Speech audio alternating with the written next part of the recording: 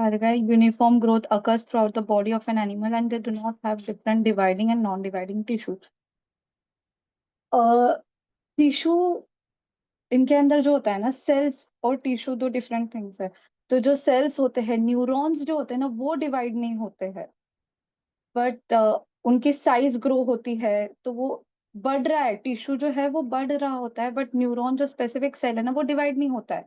उनके पास dividing capability नहीं होती न्यूरॉन्स के अंदर, क्योंकि वो जब जैसे बनते हैं वैसे ही होते हैं। बाकी जो अपने बॉडी के अंदर पूरे बॉडी सेल्स ग्रोथ होती है ना, मतलब हर जगह से अपने नेल्स भी ग्रो हो रहे हैं, बाल भी ग्रो हो रहे हैं, तो बॉडी के अंदर हर सेल डिवाइड होता है, पर सिर्फ न्यूरॉन्स जो है ना स्पेसिफिक, वो ग्रो नहीं हो रहे। बट एनिमल्स के अंदर कैसा होता है ना कि स्पेसिफिक पार्ट के अंदर ही सेल्स है जो ग्रो हो रहे हैं, जो डिवाइड होते हैं। अपने बॉडी के अंदर सारे सेल्स, मतलब मसल सेल्स है, सारे मसल सेल्स ग्रो होंगे, कनेक्टिव टिश्यू है, सारे वो डिवाइड होते हैं। ऐसा है, मतलब कि कोई सपोज हाथ के नहीं ग्रो होंगे, गले के ग्रो नहीं होंगे, ऐसा नहीं होता है। सारे पार्ट्स का क्या होता है, डिवीजन होता है, सारे पार्ट्स में सेल ग्रोथ होती है। लेकिन जो प्लांट्स है उसमें वैसा नहीं होता, उसमें सारे पार्ट्स में सेल ग्रोथ नहीं होती है, कुछ कुछ पार्ट्स से होते हैं जहाँ पे सेल ग्रोथ होती है। बाकी जो सारे सेल्स होते हैं वो डेड सेल्स होते हैं, वहां पे ग्रोथ नहीं होती है। और लिविंग सेल्स अपने बॉडी के अंदर सेल ग्रोथ हर जगह है। आ रहा है समझ में, क्या मतलब क्या डिफरेंस है करके?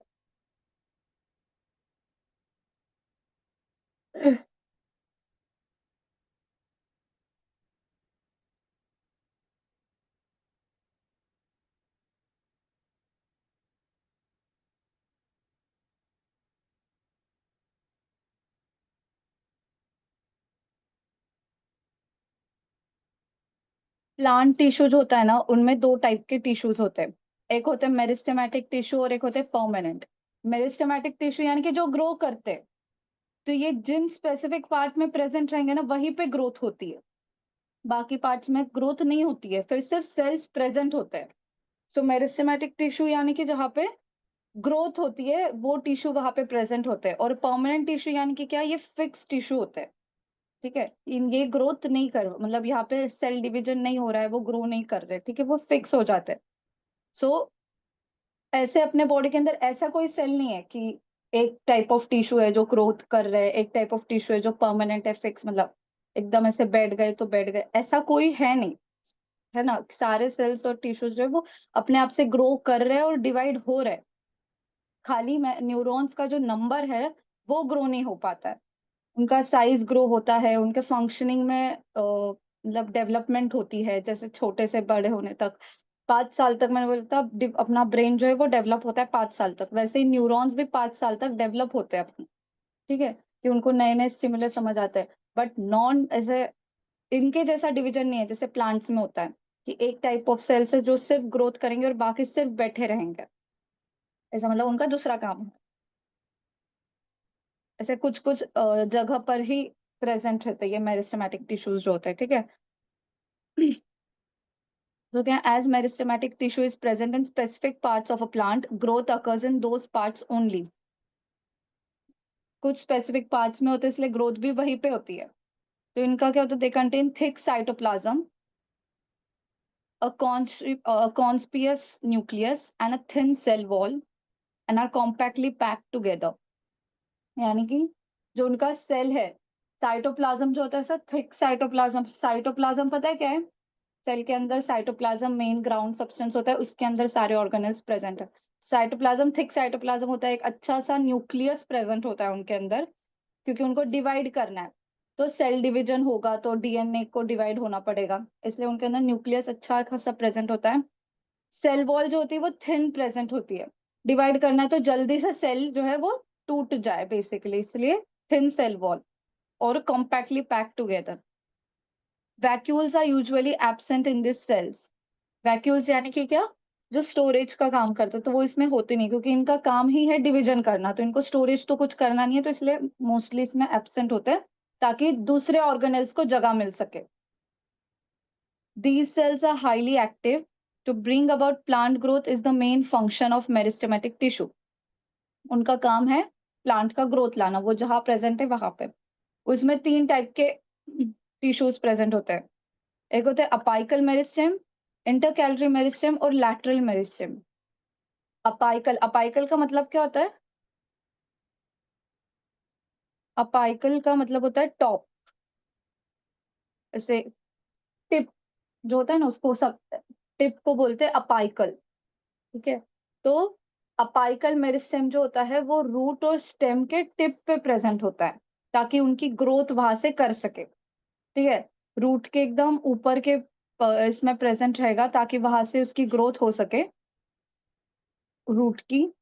और स्टेम को भी ऊपर प्रेजेंट रहेगा ताकि स्टेम की ऊपर ग्रोथ करवा सके, ठीक है? सो अपाइकल मेरिस्टेम जो होता है, अपाइकल नाम में ही लिखा है अपाइकल, यानी कि एट द एपेक्स, यानी कि एट द टिप, ठीक है? So increases the length of root and stem. इनका काम होता है जहां पे वो है, तो अपाइकल मेरिस्टेम कहाँ पे होता है? At the tip of root and stem. फिर होते हैं intercalary meristem. Intercalary यानी कि बीच में कहीं पे, इंटर का मतलब होता है बीच वाला। सो इंटर कैलरी मेरिस्टेम यानी कि ये कहाँ होता है? At the base of petiole of leaves and of branches. ये जो लीव्स होते हैं ना, उसको नीचे पीछे से सब पेटियोल होता है, मतलब ये काड़ी होती है छोटी सी, ठीक है? तो उसके बेस पे यहाँ पे वो इंटरकैलरी मेरिस्टेम प्रेजेंट होता है, और ब्रांचेस, सपोज ये पेड़ का जहाँ पे ब्रांच निकलता है वहां पे प्रेजेंट होता है, ताकि ये ब्रांच के और लीव्स के ग्रोथ को संभालता है, ठीक है? तो क्या करता है? Growth of branches, formation of leaves and flowers. कहाँ प्रेजेंट है ये? लीव्स के बेस पे, पेटियोल बोलते हैं, ये जो डंडी होती है ना लीव्स को, वो। और ये, और फिर ब्रांचेस जहाँ पे शुरू होते हैं वहां पे प्रेजेंट होते हैं, इंटरकैलरी मेरिस्टेम। और फिर होता है लैटरल मेरिस्टेम। लैटरल मेरिस्टेम क्या होता है? Lateral sides of roots and leaves, stem. So ऐसा सपोज ये स्टेम है, तो स्टेम के लैटरल साइड में से, इस साइड में ये लैटरल मेरिस्टेम प्रेजेंट रहता है, ठीक है? लैटरल साइड में यानी कि बाजू वाले साइड में लैटरल मेरिस्टेम प्रेजेंट होता है। इनका काम क्या है? उनका विड्थ बढ़ाना, डायमीटर बढ़ाना, ठीक है? उसको मोटा करता है, वो स्टेम को मोटा करेगा, रूट्स को मोटा करता है, तो उनका डायमीटर बढ़ाना। तो उसको क्या बोलते हैं? Increases girth of the root and stem. इस विड्थ को क्या बोलते हैं? गर्थ, ठीक है? तो डायमीटर बढ़ाने का काम होता है लैटरल मेरिस्टेम का। तो ये तीन मेरिस्टेम है, अपाइकल मेरिस्टेम, इंटरकैलरी मेरिस्टेम और लैटरल मेरिस्टेम। अपाइकल टिप पे प्रेजेंट होता है, एपेक्स पे, रूट और स्टेम के। उनका काम होता है increases the length of root and stem. Intercalary meristem जो होता है at the base of petiole of leaves and of branches. और lateral meristem lateral side of root and stem, increases girth of the root and stem, ठीक है?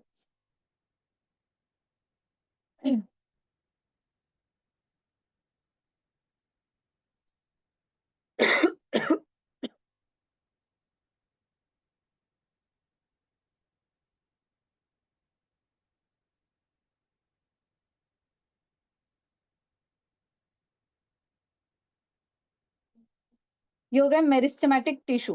आया समझ में? Meristematic. और ये सिंपल टाइप ऑफ टिश्यूज है, हाँ? एकदम नजदीक नजदीक, कॉम्पैक्टली पैक्ड, यानी कि एकदम टाइटली एक दूसरे के नजदीक प्रेजेंट होता है, ठीक है?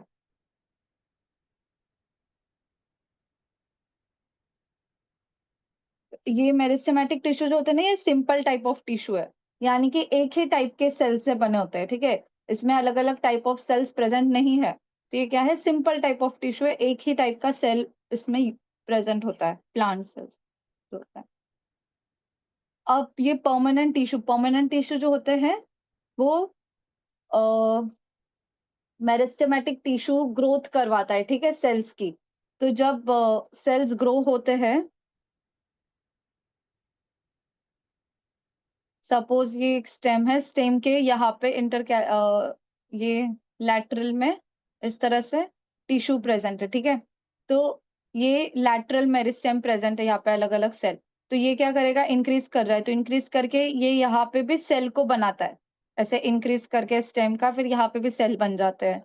इस साइड में भी ये स्टेम की विड्थ इंक्रीज करके यहाँ पे नए सेल्स बनते हैं, ठीक है? सो जो ये नए सेल्स बनते हैं ना बाद में, ये थोड़े दिन बाद क्या हो जाते हैं? परमानेंट टिश्यू में डेवलप हो जाते हैं, परमानेंट टिश्यू में बन जाता है। क्या होता है? After the growth is complete, New cells formed by division of meristematic tissue lose their ability to divide and start to perform a specific function at specific place. तो जो ये नए सेल्स बनते हैं, इनके अंदर का जो ग्रो करने का एबिलिटी है, डिवाइड करने का एबिलिटी है, वो चला जाता है, ठीक है? और वो उस स्पेसिफिक जगह पे रह के कोई दूसरा फंक्शन करने लग जाते हैं। उनको बोलते हैं परमानेंट, क्योंकि वो परमानेंट हो जाता है। वो ना ग्रो कर रहे हैं, ना डिवाइड कर रहे हैं, वो जहाँ पे है जैसे वो वैसे ही रह जाता है। तो वो कौन से सेल्स होते हैं? नए सेल्स। ये जो मेरिस्टेम वाले जो सेल्स है, वो वाले सेल्स नहीं परमानेंट में डेवलप होते हैं। जो मेरिस्टेम की वजह से नए सेल्स बने हैं, वो सेल्स जो होते हैं वो परमानेंट टिश्यू में डेवलप हो जाता है। समझा कौन से सेल्स डेवलप हो रहे हैं? Thus, they permanently acquire specific structure, shape, and location and perform a specific function. उनको एक अलग सा स्पेसिफिक स्ट्रक्चर वो गेन कर लेते हैं, उनके पास अलग फंक्शंस होते हैं, उनका लोकेशन होता है एक स्पेसिफिक सा। This is called as differentiation. Differentiation यानी कि क्या होता है? सेल डिफरेंशिएशन का कभी नाम सुना है क्या? सेल डिफरेंशिएशन यानी कि एक टाइप ऑफ सेल से दूसरे टाइप ऑफ सेल में बनना।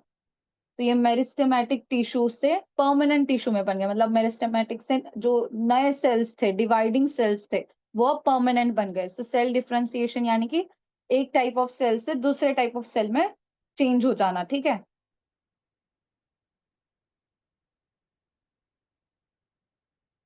And permanent tissues are formed from this differentiated cells, यानी कि जो सेल्स जो परमानेंट हुए हैं, वो सब मिला के परमानेंट टिश्यू बनाते हैं, ठीक है? अब परमानेंट टिश्यू में दो टाइप होता है, एक सिंपल परमानेंट और कॉम्प्लेक्स परमानेंट।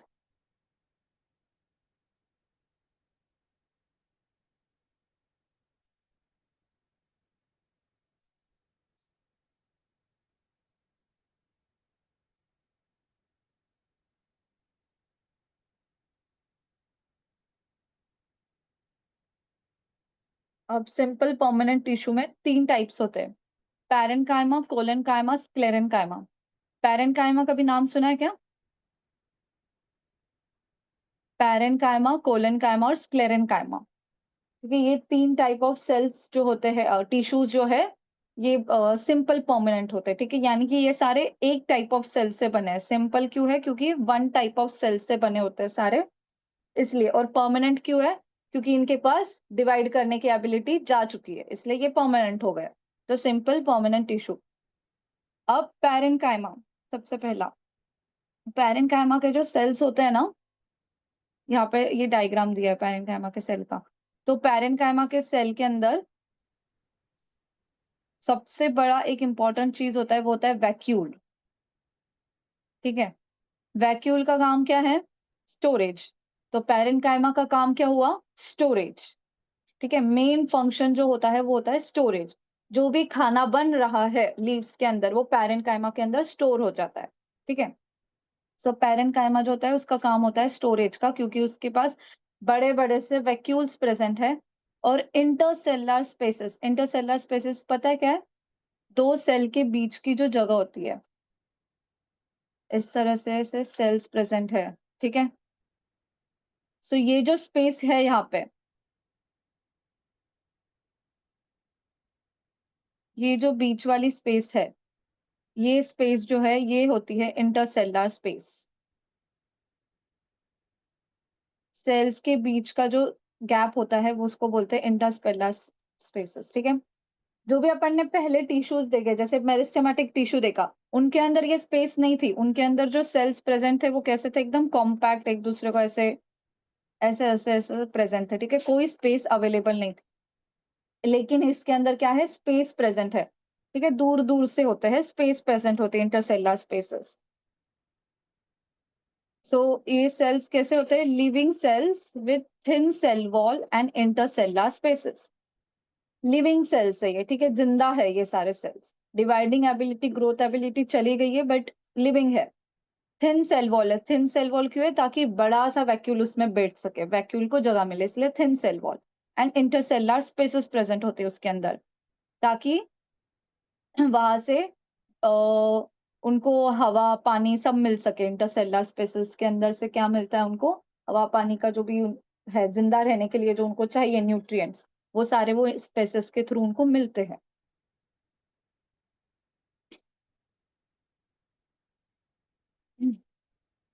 ठीक है।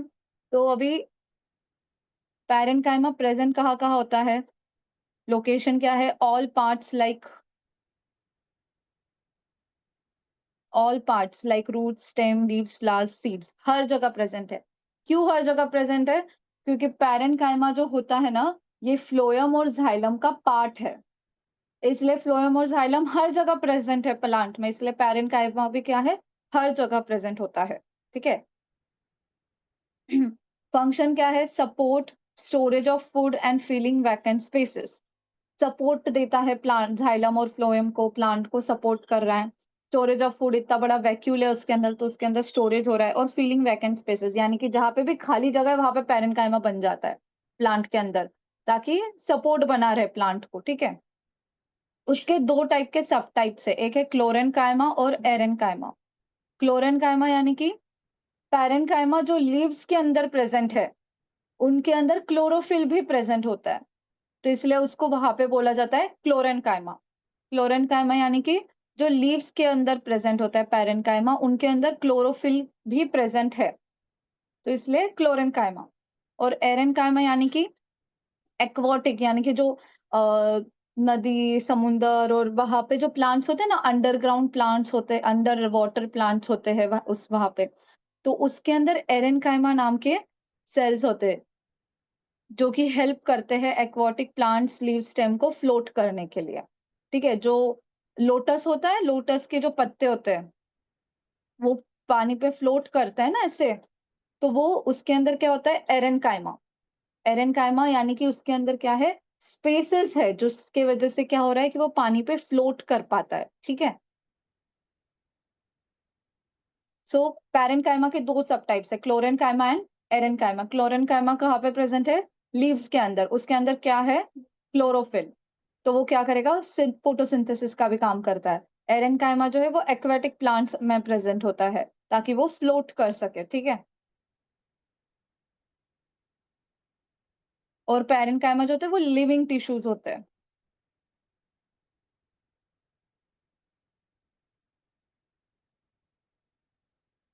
नेक्स्ट है कोलेनकाइमा। कोलेनकाइमा जो होता है, they have elongated living cells with thickened cell wall at corners due to cellulose and pectin। जो इनका जो सेल है वो भी ऐसा बड़ा सा लंबा सा होता है, वैक्यूल इसमें भी होता है, लेकिन इसका जो सेल वॉल होता है ना, उस वो क्या होता है, उसके सेल वॉल में ऐसे कॉर्नर्स में सेल वॉल थिकंड होता है, यानी कि ज्यादा भरा होता है, थिक। ठीक है। कॉर्नर्स में ज्यादा थिक होता है उसका सेल वॉल। वो क्यों होता है? क्योंकि उसके कॉर्नर्स में प्रेजेंट है सेलुलोज और पेक्टिन नाम के प्रोटीन्स। ठीक है। यानी कि इसका सेल वॉल क्या है? रिजिड है। सेल वॉल क्या है इसका? रिजिड है, स्ट्रॉन्ग है। इस पैरेंकाइमा में थिन सेल वॉल था, इसका क्या है? रिजिड सेल वॉल है, क्योंकि इसके सेल वॉल के थिक कॉर्नर्स में क्या है? से सेलुलोज और पेक्टिन भरा हुआ है, तो कॉर्नर्स जो है वो काफी बड़े हैं, थिक कॉर्नर्स होता है इसके अंदर। ठीक है। तो ये कहाँ प्रेजेंट है? At the base of leaves, petiole, branches and stem. Leaf जो होता है उसके नीचे प्रेजेंट होता है, पेटियोल में। ठीक है। फिर ब्रांचेस और स्टेम में प्रेजेंट होता है। इसका काम है support and flexibility to various parts. Branch जो होता है वो रूट से अटैच नहीं होता है ना, वो सिर्फ स्टेम से इस तरह से अटैच है, तो इस ब्रांच को सपोर्ट करने के लिए ये अपना कोलन कायमा है वो प्रेजेंट होता है। ठीक है। क्योंकि वो रिजिड सेल्स होते हैं, तो वो प्रेजेंट होता है लीव्स के कॉर्नर में, प्रेजेंट होता है लीव्स के नीचे। ठीक है। ताकि लीव्स फ्लेक्सिबल फ्लेक्सिबल रहे, गिरे नहीं, टूटे नहीं जल्दी से। ठीक है।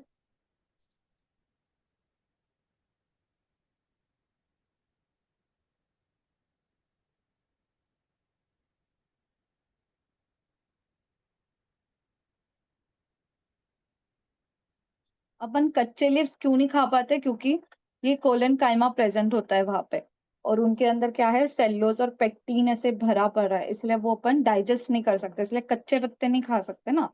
खा सकते हैं क्या कोई भी प्लांट के? कुछ कुछ इसके खा लेते हैं। तुलसी खाई है क्या कभी किसी ने? थोड़ा टाइम लगता है तुलसी को भी चबाने में, है ना? मुंह में ही वो टाइम लगता है, तो क्योंकि उसके अंदर भी ये प्रेजेंट है, लेकिन उसके अंदर क्वांटिटी कम होती है, इसलिए वो लोग वो अपन खा लेते हैं। बट अगर कोई दूसरा पत्ता खाने बोले, जैसे गाय बकरियां खाती, वो नहीं खा सकते ना अपन। नेक्स्ट होता है स्क्लेरेनकाइमा। स्क्लेरेनकाइमा जो ये डेड टिश्यू है।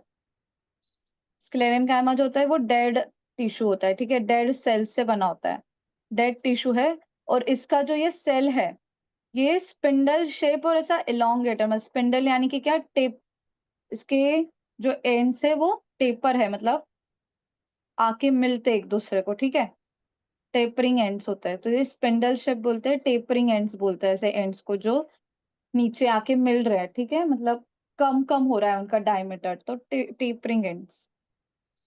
तो cell wall contain lignin, lignin नाम का एक प्रोटीन है जो जिसके इसके सेल वॉल में लिग्निन प्रेजेंट होता है, ठीक है। लिग्निन ये सेलुलोज से भी हार्ड स्ट्रक्चर होता है, इसलिए ये क्या है, डेड है, मर जाते हैं, ये डेड सेल्स होते हैं, ठीक है। तो ये कहाँ प्रेजेंट होते हैं? Stem, veins of leaves, hard quotes of seeds. Seeds का जो बाहर का कवरिंग होता है उसके ऊपर ये प्रेजेंट होता है स्क्लेरेनकाइमा। उसके बाद में कोकोनट, नारियल जो होता है, नारियल के बाहर का जो छिलका होता है वो स्क्लेरेनकाइमा से बना होता है, ठीक है। जो वो अपन नारियल फोड़, नारळ जो होता है ना, जो फोड़ते हैं अपन नारळ, श्रीफल, उसके बाहर जो छिलके होते हैं वो स्क्लेरेनकाइमा होता है, ठीक है। वो डेड होता है, वो फाइब्रस है, फाइबर्स होते हैं ना अलग अलग, तो वो उसको निकाल के फिर अंदर अपना मेन फ्रूट होता है। सो वो कवरिंग ऑफ कोकोनट, उसमें मेन स्क्लेरेनकाइमा प्रेजेंट होता है, ठीक है। तो डेड सेल्स होता है, उनका काम क्या होता है? Give strength and rigidity. Dead है, फाइबर्स है, और उसके अंदर लिग्निन प्रेजेंट है जो कि बहुत ही स्ट्रॉन्ग प्रोटीन है, बहुत रिजिड प्रोटीन है, तो उनका काम क्या है? स्ट्रेंथ देना और रिजिडिटी, रिजिड बनाना प्लांट को, ठीक है। तो ये तीन टाइप के सिंपल परमानेंट टिश्यूज है, पैरेन्काइमा, कोलेनकाइमा और स्क्लेरेनकाइमा। सबसे ज्यादा इसमें इंपॉर्टेंट है वो है पैरेन्काइमा, क्योंकि पैरेन्काइमा हर जगह प्रेजेंट है प्लांट में, ठीक है। कोलेनकाइमा जो होता है वो स्टेम में प्रेजेंट होता है, ब्रांचेस जहाँ पे शुरू होते हैं वहां पे, लीव्स के उधर प्रेजेंट होता है, ताकि वो फ्लेक्सिबिलिटी दे सके, रिजिडिटी दे सके।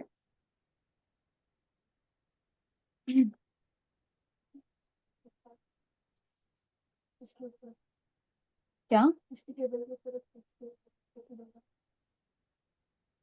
हाँ, एपिडर्मिस वाला वो, एपिडर्मिस यानी कि आउटर कवरिंग ऑफ प्लांट, ठीक है। जो अपने अपने को जैसे स्किन प्रेजेंट है ना, बॉडी के ऊपर स्किन प्रेजेंट है, वैसे प्लांट में होता है एपिडर्मिस नाम का एक कवरिंग प्रेजेंट होता है, ठीक है, जो कि प्लांट को प्रोटेक्ट कर रहा है। वो एक वैक्स के जैसा स्ट्रक्चर होता है, वैक्स वैक्स के जैसा उसका फीलिंग आता है। आप कोई भी एक प्लांट को टच करो, ठीक है, उसके ब्रांचेस को टच करो, तो कुछ ऐसा गम निकल रहा होता है, या फिर वैक्स के जैसा स्ट्रक्चर रहता है प्लांट को, ऐसे स्मूथ स्मूथ से लगते हैं प्लांट्स, ठीक है, ऐसे छोटे छोटे कांटे कांटे लगते हैं उसमें, स्मूथ प्लांट्स लगते हैं। तो वो एपिडर्मिस है, जो कि प्लांट को क्या करता है? प्रोटेक्ट करने का काम करता है, ठीक है। उसके ऊपर छोटे छोटे से कांटे होते हैं और वैक्स के जैसा स्ट्रक्चर होता है, वो आउटर कवरिंग होती है प्लांट की। So the entire outer surface of a plant is made up of only one layer of cells. That layer is called epidermis. The cells of the epidermis are flat, and as there is no intercellular spaces between them, a single continuous layer is formed. ऊपर से नीचे तक एक ही layer होता है वो epidermis का, ठीक है, उसके बीच में कोई गैप नहीं प्रेजेंट होता है, तो ऊपर से नीचे तक एक ही सिंगल लेयर होता है। So the epidermis of stem and leaves is covered by a waxy layer of cuticle, due to which water in the underlying plants is retained. Cuticle नाम का वो वैक्स होता है जो कि प्रेजेंट होता है एपिडर्मिस के ऊपर, उस वैक्स का नाम है क्यूटिकल। तो वो क्या होता है, उसकी वजह से ये वैक्स लेयर प्रेजेंट है, ठीक है।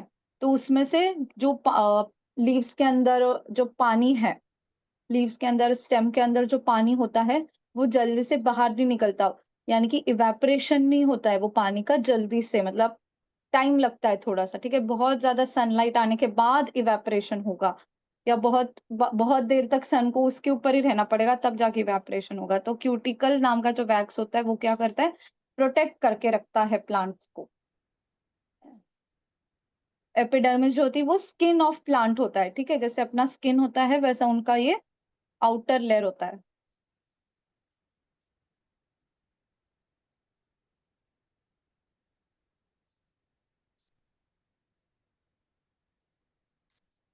अब कॉम्प्लेक्स परमानेंट टिश्यू ये दो टाइप्स है, और इसके अंदर ये कॉम्प्लेक्स क्यों है, क्योंकि डिफरेंट टाइप ऑफ सेल्स इसमें होते हैं, एक ही सेल से नहीं बना है, ठीक है, 3-4 अलग अलग सेल्स से ये बना होता है। जाइलम और फ्लोएम। जाइलम का काम क्या है, कंडक्शन ऑफ वाटर। फ्लोएम का काम क्या है, कंडक्शन ऑफ फूड। तो जो जाइलम होता है consist of thick walled dead cells, इसमें मेजॉरिटी डेड सेल्स प्रेजेंट होता है जाइलम के अंदर, ठीक है। जाइलम के अंदर डेड सेल्स प्रेजेंट होते हैं, क्योंकि जाइलम को क्या करना है, नीचे से पानी ऊपर लेके जाना है। कैसे लेके जाना है, जो सेल्स है उसके अंदर के, उसमें पानी भर जाता है, तो वो बल्ज्ड हो जाता है, ठीक है। तो हायर कंसंट्रेशन की तरफ, हायर कंसंट्रेशन से फिर वो लोअर कंसंट्रेशन में जाती है। ऊपर के सेल में पानी नहीं है तो वहां पे लो कंसंट्रेशन है, तो फिर नीचे वाले सेल से वो ऊपर जा रहा है, फिर ऊपर के सेल में पानी भर जा रहा है, फिर वो और ऊपर जाता है। इस तरह से पानी का ट्रांसपोर्ट हो रहा है, कोई स्पेसिफिक एनर्जी नहीं लग रही है, कोई सेल को डिवाइड नहीं होना है, कुछ नहीं होना है, खाली पानी का ट्रांसपोर्ट करना है उनको। इसलिए उनको बस थिक वॉल चाहिए, ठीक है, कि ताकि पानी के फोर्स की वजह से उनके वॉल्स ही ना टूट जाए, इसलिए थिक वॉल्ड होते हैं वो, इसलिए डेड होते हैं, ठीक है। तो टाइप्स ऑफ सेल्स कौन कौन से प्रेजेंट होते हैं उसके अंदर,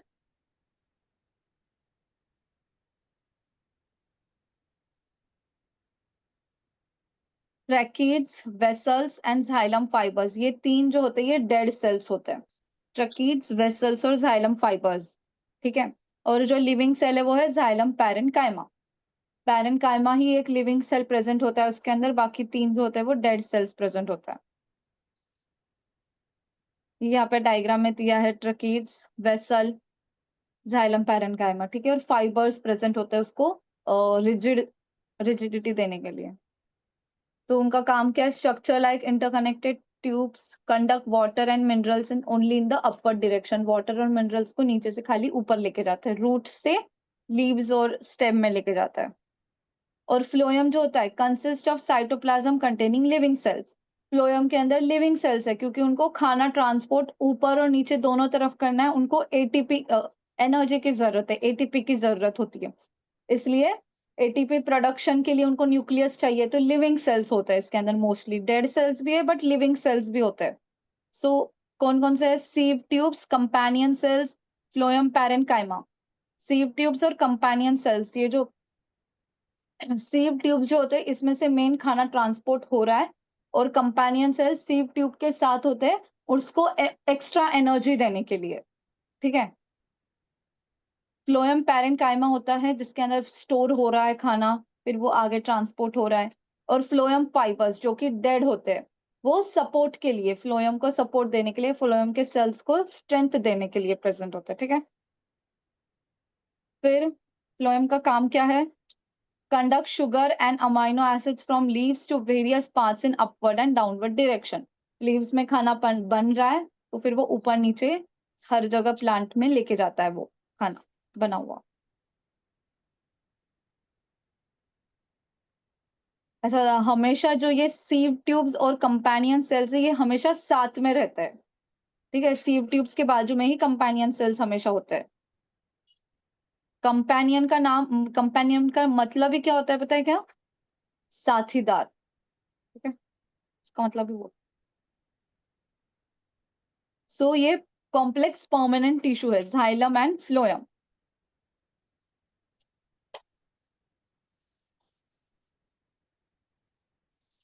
समझा क्या ये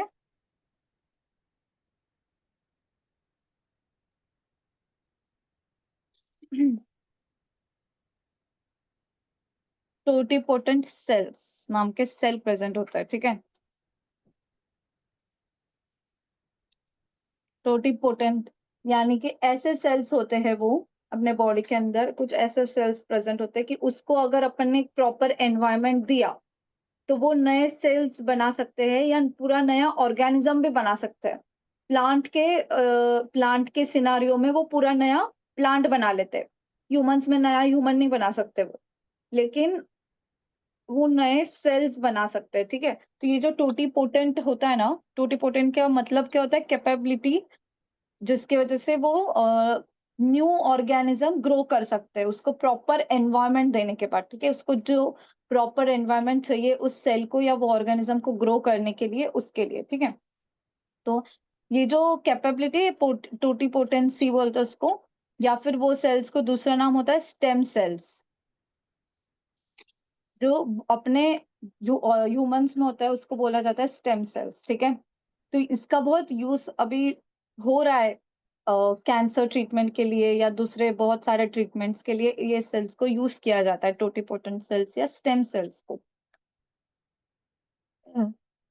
इसको जो होता है ना, अभी जब बेबी बॉर्न हो रहा है ना, तो अपने पास ऑप्शन होता है, ये जो स्टेम सेल्स होता है ना, इसको स्टोर करने का। बॉडी के अंदर से वो सेल्स, ऐसे स्टेम सेल्स प्रेजेंट होते हैं, ऐसे सेल्स कि जिसको प्रॉपर एनवायरनमेंट दिया जाए तो वो जो अपने को सेल्स चाहिए वो सेल्स वो ग्रो कर सकते हैं, वो कोई भी सेल में डेवलप हो सकते हैं बॉडी के, ठीक है? तो उसको अभी उसको क्या करते हैं, स्टोर किया जाता है, जैसे ब्लड बैंक होता है वैसे स्टेम सेल्स को भी लेके स्टोर किया जाता है, और ये हर साल देने पड़ते हैं ये सेल्स, ठीक है? और जब फिर कभी फ्यूचर में ज़रूरत पड़ी है इंसान को, तो फिर वो सेल्स को यूज़ करके उसको प्रॉपर एनवायरनमेंट में रख के अपने को जो सेल्स चाहिए वो बना के बॉडी में इंसर्ट कर सकते हैं। जब कोई ऐसी सिचुएशन आ जाए, कोई ऐसा डिसऑर्डर हो जाए कि बॉडी सेल नहीं डेवलप कर पा रही है, ठीक है? जैसे कैंसर हो गया या फिर auto immune diseases. Auto immune यानी कि खुद की इम्यूनिटी खुद के सेल्स को खा रही है। ऑटो इम्यून डिसीजेस बोलते तो क्या होता है, खुद ही की बॉडी खुद के सेल्स को खाते जाती है, ठीक है? तो वैसे जो डिसऑर्डर्स होते हैं, उस सारे इसमें ये स्टेम सेल्स यूज किया जाता है, ठीक है? नए नए टेक्नोलॉजी आया अभी, तो जैसे प्लांट्स के अंदर होता है, तो उस सब उसको क्या बोलते हैं, बायोटेक्नोलॉजी। बायोलॉजी और टेक्नोलॉजी दोनों को मिला के नया ब्रांच है बायोटेक्नोलॉजी। आजकल ये बहुत फुल फ्लेज चल रहा है, बहुत से लोग बायोटेक्नोलॉजी में काम करते हैं, डिग्री लेते हैं।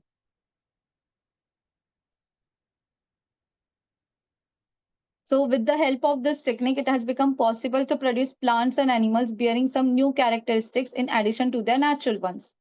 तो अपन ने इसकी वजह से क्या किया है? बायोटेक्नोलॉजी की वजह से जैसा अपने को एनिमल चाहिए वैसा अपन ने बना लिया है, मतलब 2-3 अलग-अलग, सपोज़ एक ऑर्गेनिज़्म है, इसमें से अपने को ये चीज़ चाहिए, दूसरे एनिमल में से अपने को उसकी स्पेसिफिक कैरेक्टरिस्टिक्स चाहिए, तो अपन ने उस उन दोनों को मिला के एक नया ऑर्गेनिज़्म बना दिया है। वैसा एक ऑर्गेनिज़्म है, पता है क्या? म्यूल बोलते हैं उसको शायद, नाम फिक्स पता नहीं है, म्यूल ही बोलते हैं। डोंकी और हॉर्स के बीच वाला होता है वो, ठीक है? ना डोंकी होता है, ना हॉर्स होता है, बीच का होता है। तो उसको भी जेनेटिकली बनाया गया है, वो जो प्राणी है, उसको क्या किया है, जेनेटिकली बनाया गया है। उसके अंदर ऐसे 2-3 अलग-अलग ऑर्गेनिज़्म के जीन्स डाल के वो नया प्राणी बनाया गया है। पर फिर उसको बाद में रियलाइज़ हुआ कि इसका कोई यूज़ ही नहीं है जो अपन ने बनाया है। तो वो ऐसा अनसक्सेसफुल सा गया, उसका कोई यूज़ नहीं है। ऐसे बहुत सारे प्लांट्स और एनिमल्स, गाय को भी ऐसे बहुत बार किया है कि ऐसा मतलब ऐसे जीन्स डालते हैं वो काऊ के अंदर कि वो एक्स्ट्रा दूध बनाए। ना वही गाय रहे पर उसके अंदर क्या बने, एक्स्ट्रा दूध बने। सब अपना-अपना फ़ायदे का सोचते हैं, ठीक है? तो वो उसके अंदर ऐसे जीन्स डाल देते हैं ताकि नेक्स्ट जनरेशन का जो होता है गाय, वो एक्स्ट्रा दूध बनाए, जो उनको कैरेक्टरिस्टिक्स चाहिए वो रहे। फिर वो शिप जो कश्मीर में जो होते हैं ना, जो शॉल बनाने के लिए उनका वूल यूज़ किया जाता है, तो उन लोगों को भी ऐसे जेनेटिकली चेंज किया गया है। 2 ऑर्गेनिज़्म के कैरेक्टरिस्टिक्स को मिक्स करके एक नया ऑर्गेनिज़्म बना दिया है। तो ऐसे बहुत बार किया है। ये जो प्लांट्स में भी होता है वैसा, ठीक है? आजकल प्लांट्स भी हाइब्रिड बोलते नहीं अपन, हाइब्रिड आ गए, हाइब्रिड यानी कि क्या है? एक्स्ट्रा, मतलब अभी नॉर्मली जो आलू होता है उसका साइज़ इतना होता है, लेकिन आजकल बड़े आलू भी आने लग गए। क्यों हो गया वो? उसको हाइब्रिड बोलते हैं। क्या किया है? उसके अंदर एक्स्ट्रा ऐसे जीन्स डाल के उसको बनाया जाता है कि एक्सेसिव बन जाए, एक्सेसिव उसकी ग्रोथ हो जाए, ठीक है? ऐसे केमिकल्स डालते हैं उसके अंदर, हाइब्रिड ग्रोथ होती है, ठीक है? फिर ये जो ब्रोकोली नाम का जो वो प्लांट है ना, ये भी हाइब्रिड, ये कोई नेचुरल प्लांट, ऐसा ब्रोकोली नाम का प्लांट कोई आता नहीं है, ठीक है? क्या किया है, 2 अलग-अलग टाइप के प्लांट्स को 2 अलग-अलग टाइप के प्लांट्स के जीन्स को मतलब उनको पॉलिनेट करके उनके अलग-अलग कैरेक्टरिस्टिक्स लेके एक प्लांट बना दिया, ब्रोकोली नाम का कि भाई तुमको इतने सारे खाने की ज़रूरत नहीं है अलग-अलग प्लांट्स, ये एक प्लांट खा लो, इसके अंदर इस प्लांट का ये, इस प्लांट का एक प्लांट का सपोज़ कैल्शियम, एक प्लांट का आयरन, एक प्लांट का फास्फोरस ऐसा सारा मिक्स करके एक प्लांट बना दिया ब्रोकोली, ठीक है? तो ब्रोकोली ये भी हाइब्रिड है।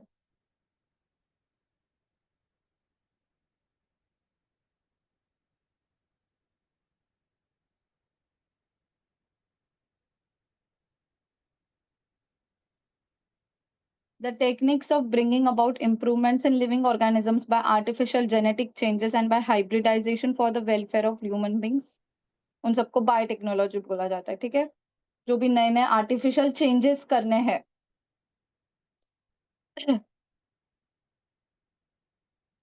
तो इसमें सबसे पहला है टिश्यू कल्चर।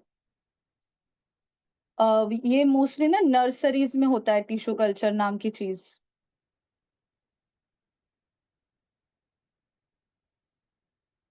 नर्सरी देखी क्या? जहाँ पे प्लांट्स को उगाया जाता है, ठीक है? अलग-अलग प्लांट्स को, तो उनको ऐसे कवर्ड जगह में रखा जाता है।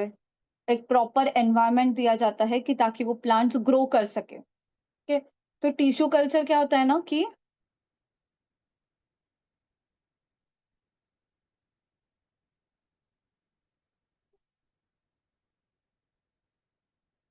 ex vivo growth of cells or tissues in an aseptic and nutrient rich medium is called tissue culture।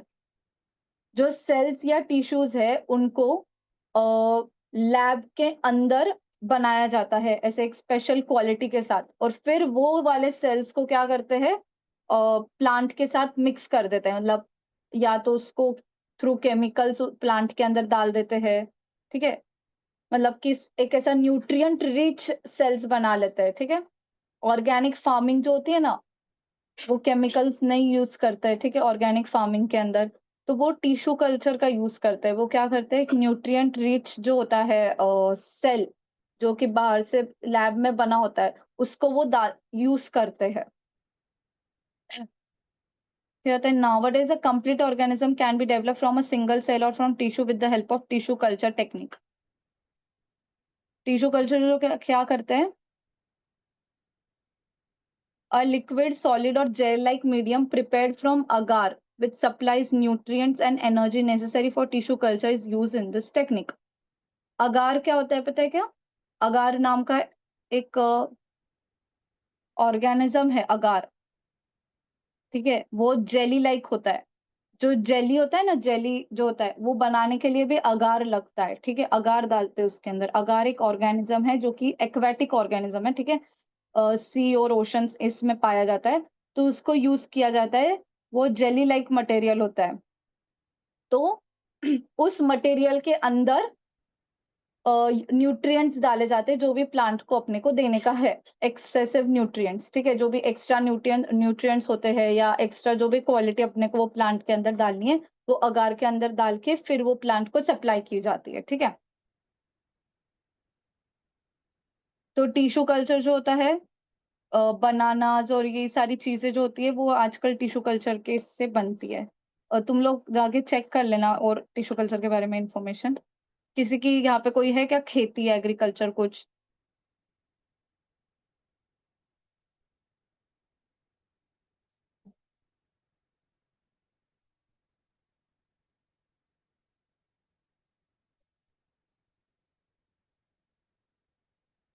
क्या हो रहा है?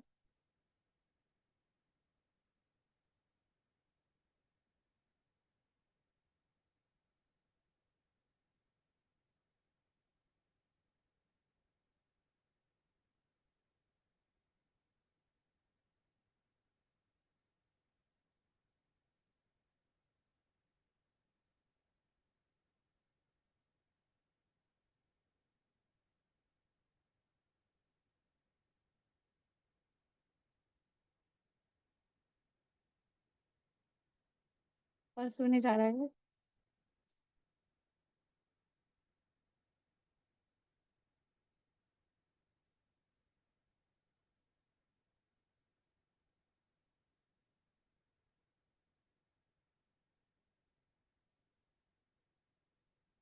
अब इसके ऊपर ही नहीं जा रहा।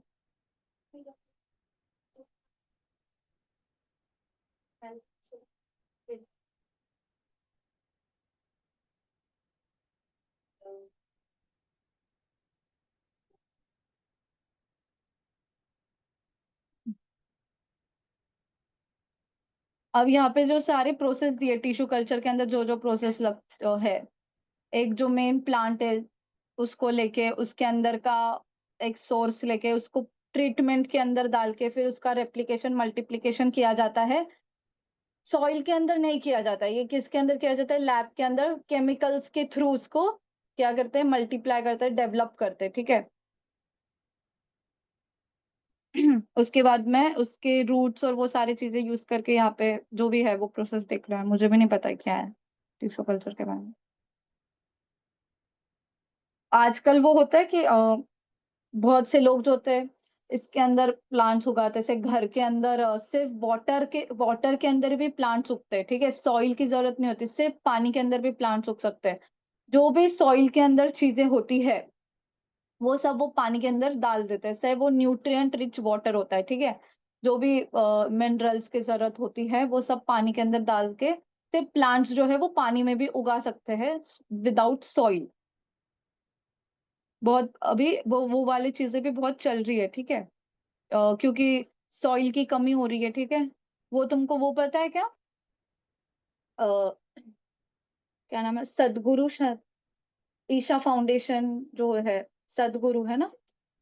तो वो एक कैंपेन चला रहे, सेव सॉइल सेव सॉइल। पूरा देश भर दुनिया में अलग अलग जगह जाते हैं वो, और वहां पे बोलते हैं सेव सॉइल, क्योंकि सॉइल की कमी है। जब सॉइल जो है अपने अपन ने सारा लैंड ऑक्यूपाई कर लिया है ऑलरेडी, ठीक है। जो मुंबई है ना, मुंबई ऑलरेडी पानी के ऊपर बना है। अगर बहुत सुनामी कुछ बाढ़ बाढ़ आ गई ना तो आधा मुंबई डूब सकता है, क्योंकि मुंबई जो है वो ऑलरेडी 7 आइलैंड्स थे। यानी कि 7 आइलैंड्स, पता है ना क्या होते हैं? 7 आइलैंड्स को जोड़ के एक मुंबई बनाया था। यानी पानी के अंदर क्या किया था उन्होंने? मिट्टी डाल के पानी के अंदर अ, मिट्टी और सीमेंट ये सारी चीजें डाल के उन्होंने 7 आइलैंड्स को जोड़ा और मुंबई बनाया। अब और मुंबई बढ़ रहा है, ठीक है। तो नवी मुंबई बना, अब एक ग्रेटर मुंबई बन रहा है, कि और एक मुंबई बन रहा है। तो वो सब पानी के ऊपर बना रहे, पानी के ऊपर उसको चीजों को डाल के लैंड बना रहे। तो लैंड की ऑलरेडी कमी हो गई है, और पानी कितने दिन सपोर्ट करेगा पता नहीं। और वो जो नया ब्रिज नहीं बना है मुंबई में, अटल ब्रिज है, बहुत उसका चल रहा था, वीडियोस वीडियोस आ रहे थे बहुत बीच में। अटल ब्रिज नाम का एक ब्रिज बना है, जो कि नरेंद्र मोदी जी ने रिसेंटली उसका उद्घाटन किया था। तो वो ब्रिज भी पानी के ऊपर ही बना है, पूरा ऐसा समुंदर के ऊपर। आजू आजू बाजू कोई रोड नहीं है, मतलब जो मेन मुंबई है वहां पे, और वहां से नवी मुंबई को जाने के लिए उन्होंने वो रोड बनाया, ठीक है। पहले जहाँ पे 2 घंटे लगते थे अब आधे घंटे में तुम पहुंच सकते हो, इसलिए वो ब्रिज बनाया। सब पानी के ऊपर है। वो मरीन ड्राइव जो है ना, जहाँ पे तुम देखते हो मूवीज में, वो बकेट बकेट जैसे मिट्टी के रखे होते हैं। वहां पे तो मतलब बहुत पहले फ्लड्स आए हुए मुंबई में, तो पूरा अक्खा मुंबई ऐसे पानी के अंदर था। और मुंबई में हल्की सी भी बारिश हो जाती है तो पूरा पानी भर जाता है मुंबई में। तुरंत मुंबई के लोग ऐसे हो जाते हैं, बारिश हो गई बारिश हो गई। इतनी सी भी बारिश हो गई पूरा पानी भर जाता है, क्योंकि कोई जाने को ही जगह नहीं है पानी को।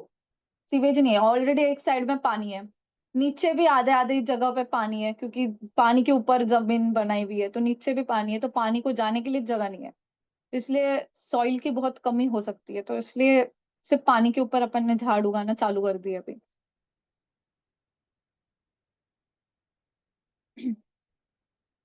Now changes in agricultural management due to biotechnology. क्या? जेनेटिकली मॉडिफाइड क्रॉप्स, ठीक है। जीएम क्रॉप्स बोलते हैं उनको। जेनेटिकली उसके अंदर क्या मॉडिफिकेशन लाया जाता है, उनका डीएनए के अंदर चेंजेस किए जाते हैं, कुछ म्यूटेशंस खुद से किए जाते हैं ताकि बेटर क्रॉप्स प्रोड्यूस हो सके, ठीक है। Are being produced by introducing changes in DNA of natural crops. Normally such varieties are not found in nature. Nature में ऐसे नहीं मिलते, लेकिन उसको अपन बनाते हैं, हाइब्रिड बनाते हैं, अलग बनाते हैं, ठीक है। तो वो क्रॉप क्या करते हैं फिर? उनके पास एबिलिटी होती है, कोई भी अलग टाइप का एनवायरनमेंट आ जाए, वो उस एनवायरनमेंट को वो एनवायरनमेंट में नॉर्मल रहे, ठीक है? खराब ना हो, नहीं तो एनवायरनमेंट चेंज हो जाता है, खराब हो जाते हैं क्रॉप्स, तो वो एनवायरनमेंट के इसमें खराब भी नहीं होता है। फिर उसके बाद में चेंजिंग क्लाइमेट, पर however GM crops can grow in any of such adverse condition, कोई भी एडवर्स कंडीशन रहो, एकदम ठंडी हो, एकदम गर्म हो, कोई भी क्लाइमेट हो, वो ग्रो कर लेते हैं, जो कि जेनेटिकली मॉडिफाइड, यानी उनके डीएनए में खुद से अपन चेंजेस करते हैं कुछ बेटरमेंट के लिए, ठीक है? As GM crops are resistant to insects, pests, pathogens, the use of harmful chemicals like pesticides can be avoided. उस अभी अपन खुद से चेंज कर रहे हैं उसको, तो अपन ये भी चेंज कर लेते हैं उसके अंदर कि इंसेक्ट्स, मतलब ऑलरेडी उसके अंदर ही क्वालिटी डाल देते हैं पेस्टिसाइड की, ठीक है? केमिकल की मतलब उसको कीड़े ना लगे, उस वो वाली क्वालिटी ऑलरेडी वो प्लांट्स में होती है, इसलिए पेस्टिसाइड्स की जरूरत नहीं होती है। Due to use of GM crops, there is improvement in nutritive value and decrease in loss of crops. In this way, as seeds of a better quality of crops are being produced, farmers all over the world are cultivating GM crops. Okay. GM crops: banana, maize, rice, potato, soybean, tomato, cotton, apple, brinjal, etc. etc.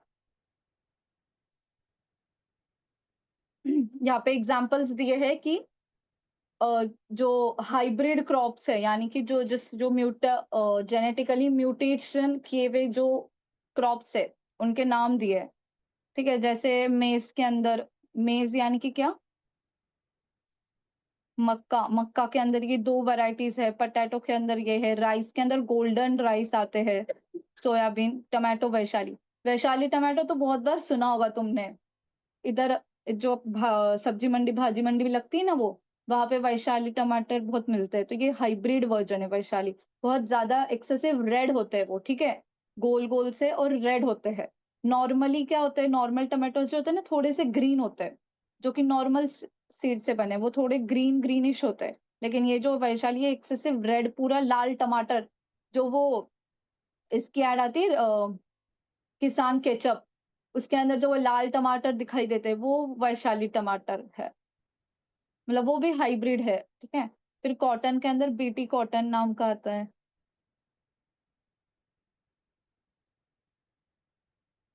In this way, a green evolution is being achieved through tissue culture, and a country like India with a huge population is meeting with success. इस तो ये green evolution हो जाता है, ठीक है? तुमको पता है कि इंडिया के अंदर एक बार बहुत ही डेंजर ये आ गया था, ड्राउट, ड्राउट वाला सिचुएशन पता है? पानी नहीं, सूखा पड़ा हुआ और खाने की कमी आ गई थी, ठीक है? खाना, अनाज नहीं था। जब इंडिपेंडेंस के बाद वाला सिचुएशन था ये, ठीक है? तो तब अपन ने क्या किया था, अपने यहाँ के जो क्या बोलते हैं उसको, प्राइम मिनिस्टर थे, और उन लोगों ने क्या किया था कि फॉरेन से, अमेरिका से हेल्प माँगी थी कि भाई हमको थोड़ा अनाज दो, हमारे लोगों को कुछ भी नहीं है यहाँ पे। तो यहाँ पे थोड़ा अनाज आएगा, वो खुद भी खाएँगे, थोड़ा अनाज उगाएँगे, लगाएँगे तो पानी मतलब नए अनाज आएगा, फिर मतलब अनाज और मिलेगा, ठीक है? तो उन्होंने गेहूँ और चावल ऐसे सारी चीज़ें माँगी थी। वो अमेरिका वालों ने क्या किया था, जो उनका बचा-कुचा सामान था ना, वो सब इधर भेजा था। तो उसके अंदर एक एक प्लांट आया था जिसको अपन बोलते हैं कांग्रेस गवत। सुना है कांग्रेस गवत के बारे में? लासुर में बहुत जगह कांग्रेस गवत है। तो वो जो अमेरिका ने जो भी सीड्स भेजे थे, उसके अंदर ये वीड्स, वीड्स यानी कि क्या? डब वीड्स यानी कि क्या? हार्मफुल, हार्मफुल प्लांट्स, है ना? कि उनका कोई यूज़ नहीं होता है, पर वो हार्म क्रिएट कर सकते हैं, यूज़लेस होते हैं। वो वीड्स भेजा था उन्होंने, ठीक है? वो गेहूँ के अंदर। तो अपने यहाँ के लोगों को समझ में आ गया, भाई ये इसमें गलत चीज़ें भी आई है, तो उन्होंने वो सीड्स को फेंक दिया, और उससे फिर जो प्लांट्स आए ना, उसको उन्होंने नाम दे दिया कांग्रेस गवत, क्योंकि वो कांग्रेस के ज़माने में आया हुआ था, ठीक है? कांग्रेस ने मंगाए थे वहाँ से, इसलिए उसको कांग्रेस गवत। तो वो बहुत उसकी एलर्जी भी होती है, ठीक है? कांग्रेस गवत से एलर्जी होती है, बहुत सारे लोगों को होती है। वो मुझे भी होती थी, अब नहीं होती है, बट पहले होते थे। फ्लोरिकल्चर का मतलब पता है क्या होता है? हॉर्टिकल्चर पता है क्या होता है? HORTICUL।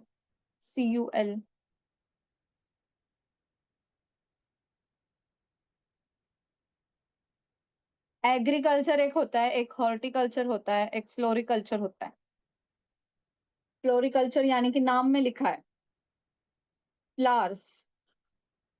फ्लावर्स फ्लावर्स के कल्चर को, फ्लावर्स के एग्रीकल्चर को फ्लोरिकल्चर बोलते हैं। हॉर्टिकल्चर यानी कि क्या, फ्रूट्स। फ्रूट्स को जब ग्रो किया जाता है उसके एग्रीकल्चर को बोला जाता है हॉर्टिकल्चर।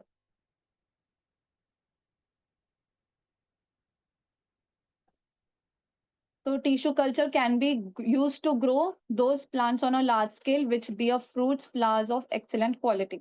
लार्ज स्केल्स पे फ्रूट्स और फ्लावर्स के जो प्लांट है उसको टिश्यू कल्चर से ग्रो किया जाता है, क्योंकि बड़े इस पे रहे फ्रूट्स और फ्लावर्स को क्या लगता है, टाइम लगता है, पैसे ज्यादा लगते हैं।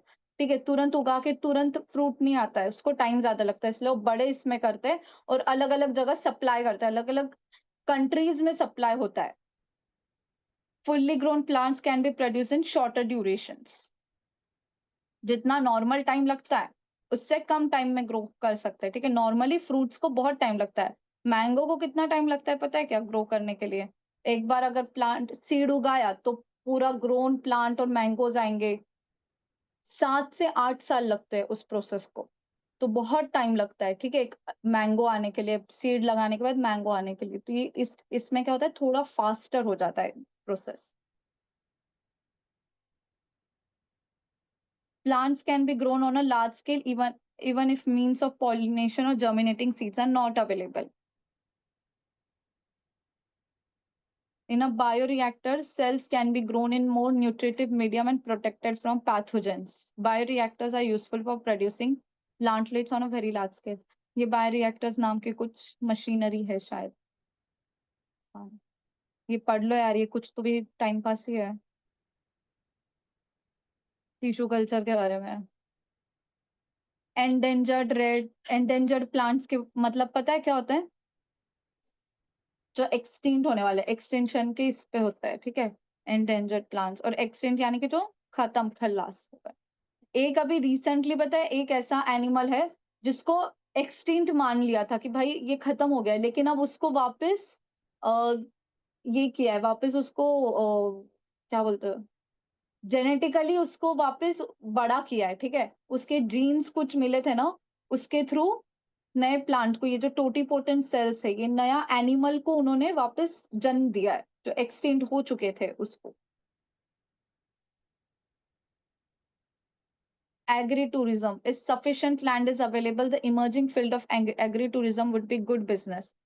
होता है ये एग्री टूरिज्म स्पेशली जो है साउथ में, जो होता है ना केरला और वहां पे टी प्लांटेशंस बहुत होते हैं। ठीक है, वहां पे तो वो लोग क्या करते हैं, टी प्लांटेशन, उनके पास खेती है टी प्लांटेशन की, तो वो साथ में स्पाइसेस लगा देते हैं, ये केले वेले लगा देते हैं और एग्री टूरिज्म शुरू कर देते हैं। यानी कि टूरिस्ट आके देख के जाओ, हमारा बनाना तुम टेस्ट कर लो, यहाँ पे चाय मिलेगी, ये चाय, चाय जो लीव्स है उसकी बनी हुई चाय पत्ती से हम तुमको चाय पिलाएंगे।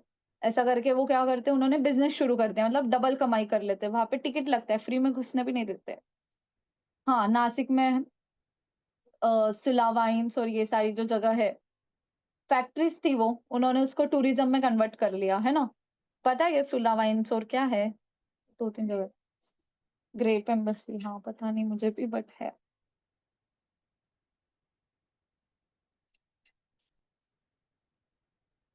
Plantlets of flowering, medicinal, ornamental, vegetable and fruit plants can be produced on a large scale by the tissue culture technique। अलग अलग पेड़ पौधे लगा दो, लोगों को बुलाओ देखने के लिए, पैसे लो उनसे, तुम्हारा पैसा वसूल हो जाता है। और वैसे भी बहुत से लोग हैं अपने यहाँ पे जो ऐसे होते हैं, उनको देखना होता है अलग अलग प्लांट्स के बारे में, अलग अलग फूल लगा दो, फूलों के लिए तो पागल हो जाते हैं। एनिमल हस्बेंड्री यानी कि क्या, एनिमल्स को एनिमल्स को ग्रो करवाना, मतलब एनिमल्स को रेस करना। ठीक है, एनिमल्स की farming basically. So in India animal husbandry is practice for milk production and for using the cattle as help in farming operations. Milk production के लिए एनिमल हस्बेंड्री सबसे ज्यादा यूज होती है। ठीक है, जैसे कि cows, buffaloes are raised for milk and bulls and male buffaloes for pulling the heavy loads. Local Indian varieties of cows like Sahiwal, Sindhi, Gir, Lal Kandhari, Devni, Khillari, Dangi, etc. and exotic varieties like Jersey, Brown Swiss, Holstein, etc. are kept for their milk. क्या होता है ना कि इसमें से कोई एक काऊ होती है जो जिसका लाइफ स्पैन बहुत ज्यादा है, और एक काऊ ऐसी है जो बहुत सारा दूध बनाती है, और एक काऊ ऐसी होती है कि जिसका बहुत प्रोटीन मतलब बहुत न्यूट्रिएंट रिच दूध होता है, मिल्क होता है, ठीक है। तो वो क्या करते हैं, इनके बीच में जेनेटिक म्यूटेशंस मतलब इसका ये जीन लेके इसमें डाल देते हैं, ताकि एक ऐसी काऊ बना लेते हैं वो जिसका लाइफ स्पैन भी ज्यादा हो, जो ज्यादा दूध भी देती है और ज्यादा न्यूट्रिएंट्स भी वो दूध के अंदर प्रेजेंट हो, ठीक है। तो ताकि वो 3-3 4-4 काऊ उनको रखने की जरूरत ना पड़े, तो एक ही काऊ में उनका गाय में उनका काम हो जाए। ऐसे सबसे महंगी जो अपने यहाँ पे होता है वो गीर गाय बोलते हैं ना उसको, ऐसे एकदम एक्सोटिक ऐसे, उसका दूध भी बहुत महंगा मिलता है गीर गाय का। Proper care of cattle is necessary for a clean and high yield of milk. A balanced diet that is which includes all constituents of food should be given to cattle. Cattle को जो अपन चारा देते हैं उसमें सारी चीजें present होनी चाहिए, ताकि उनका दूध भी न्यूट्रिएंट रिच रहे, उनका लाइफ स्पैन भी बड़ा हो, उनको कोई बीमारियां ना हो, ठीक है। बीच में एक गाय की बीमारी आई थी, पता है तुमको? लंपी डिजीज आया था, है ना, काउस को हो रहा था वो। Cattle should be regularly vaccinated. अपने आप इतना ध्यान नहीं देते, कुछ कुछ लोग बहुत अच्छे से जेन्युइन ध्यान देते, कुछ कुछ लोग ध्यान ही नहीं देते, ऐसे ही कुछ बहुत ही, एक तो गंदगी होती है गौशाला में, सब जगह गोबर गोबर गोबर होता है, गाय के ऊपर भी गोबर गोबर, इतनी सारी गाय होती है एक तो। उधर वो संभाजी नगर में एक है अपने नानी के घर के उधर, तो वहां पे तो ऐसा है कि इतना बहुत बड़ी गौशाला है वो, ठीक है, और एकदम ऐसे एक खंडर सी जगह पे, मतलब वहां पे जाएंगे ना ऐसा लगता है भाई कौन सी जगह पे आ गए। सारे टूटे फूटे से घर है आजू बाजू उसके, पहले लोग रहते थे, अब वहां से सब शिफ्ट हो गए, तो एकदम टूटे फूटे घर है। और वहां पे जब जाते हैं, ऐसे बाहर 2 ग्राउंड है उसके, ठीक है, अंदर के ग्राउंड में लिटरली ऐसे इतनी गाय भरी हुई है, इतनी सारी गाय है, जगह इतनी कम है और गाय इतनी कचाकच भरी हुई है। वो ऐसा होता नहीं है कि बहुत सारी जगह पे ऐसे बुल प्रेजेंट है, जैसे ही दरवाजा खोलो सारे सांड बाहर निकल के भागने लग जाते, वैसी वाली फीलिंग आती है बाहर से कि दरवाजा खोलेंगे सब बाहर निकल जाएंगे, क्योंकि वो जैसे ही एंटर करते हैं, वो ऐसे एक छोटा सा गेट है, गेट के पास ऐसे खड़े रहते हैं, ऐसे एक दूसरे इतने सारे होते हैं, वो उम्मीद करते हैं कि उनको कुछ खाने को मिल जाए। और बाहर भी एक है, वहां पे अच्छे अच्छी गायों को रखा है जो कि अच्छा दूध दे रही है, उनको बाहर रखा है, और बाकी अंदर रखा है। और मोस्टली बाहर की गायों को फिर सब खाना जाता है, बाहर है, अंदर इतने झुंड में कौन जाएगा खाना देने के लिए उनको, कोई जा भी रहा है तो ऐसा फेंकता है, वो फेंकने का किसके नसीब में आ रही है वो क्या बता। तो वो बहुत डेंजर होता है, कुछ कुछ गौशाला है बहुत खतरनाक है। व्हाइट रेवोल्यूशन होता है, व्हाइट रेवोल्यूशन मतलब क्या, दूध बेटर दूध मिलना उसका रेवोल्यूशन, ठीक है। फिर पाउल्ट्री फार्मिंग होता है, यानी कि चिकन्स और हेन को ग्रो करना एग्स और मीट के लिए, ठीक है, उसको बोलते हैं पाउल्ट्री farming. The objective behind development of new hybrid varieties from a cross between Indian varieties like Asil and exotic varieties like Leghorn are as follows. Indian और एग्जॉटिक यानी कि बाहर के लोगों, बाहर की जो वैरायटी है उन लोगों के बीच में क्रॉस करवा के एक नया बनाते हैं, ताकि बेटर क्वालिटी का मीट मिले और वो ज्यादा हाई टेम्परेचर में रह सके, ठीक है। क्या क्या नाम है, are varieties of chicken reared for eggs as well as meat, ये अलग अलग इसके नाम है, New Hampshire, Plymouth Rock, Black Rock. Chicken के ऐसे कौन नाम रखता है हेन के?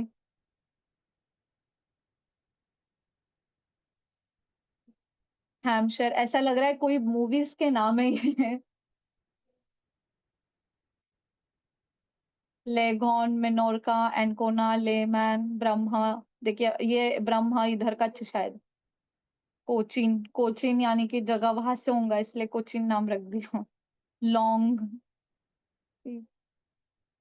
सेरिकल्चर, सेरिकल्चर यानी कि सिल्क वर्म्स का कल्चर होता है, ठीक है।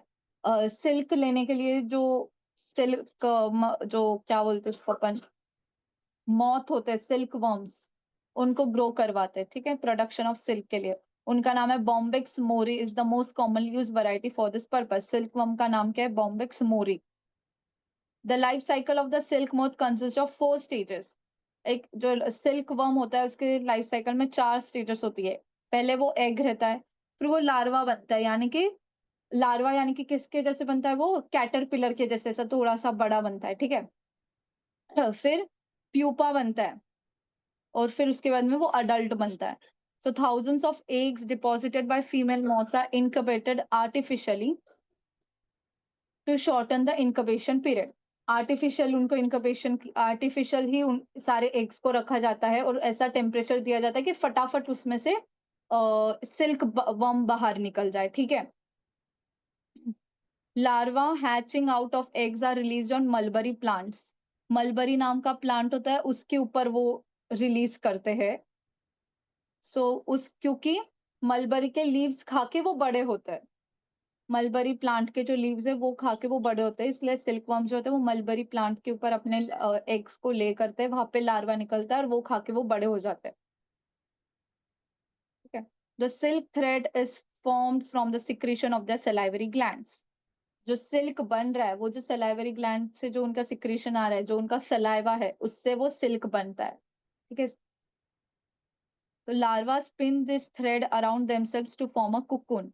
तो लार्वा क्या करता है? जो भी वो सलाइवा जो सिक्रीट कर रहा होता है ना, वो खुद ही के बॉडी के अराउंड ही उसको गोल गोल कर देता है। वो सलाइवा को, थ्रेड लाइक फाइबर्स को खुद के बॉडी के अराउंड ही गोल कर लेता है, उसको बोलते हैं कुकुन। तो 10 days before the pupa turns into an adult, all the cocoons are transferred into boiling water.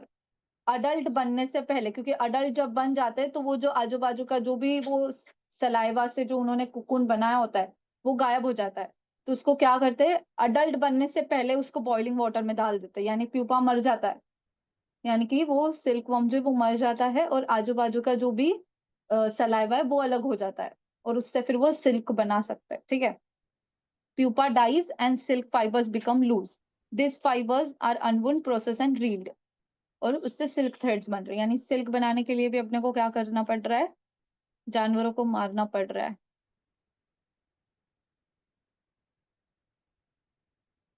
आया समझ में? ये अलग अलग टाइप के culture, agriculture, sericulture, tissue culture, क्या क्या कल्चर है।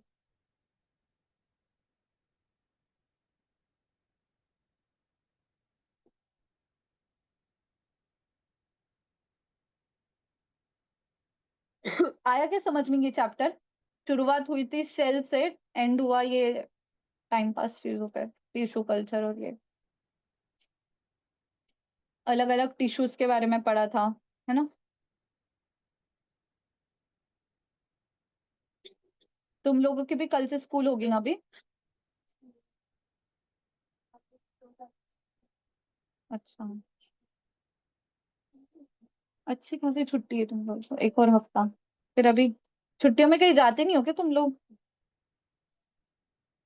जाने का मस्त सा, मजा करके आने का। अब इस टाइम मिलता, फिर बाद में नहीं मिलता।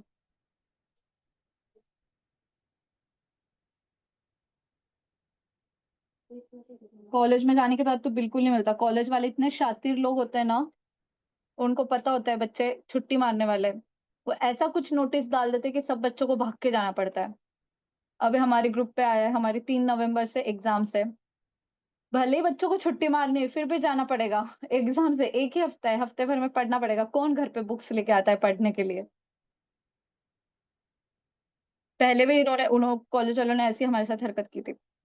बोला था एग्जाम है करके सबको बुला लिया था छुट्टियों से, अन एग्जाम रखी थी 20 दिन बाद।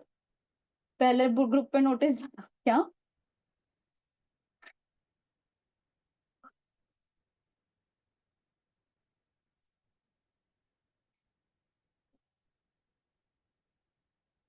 छुट्टी से वापस बुलाने के इनके प्लान्स थे सारे बच्चों को। जो जो चैप्टर पढ़ा है समझ में आया है क्या?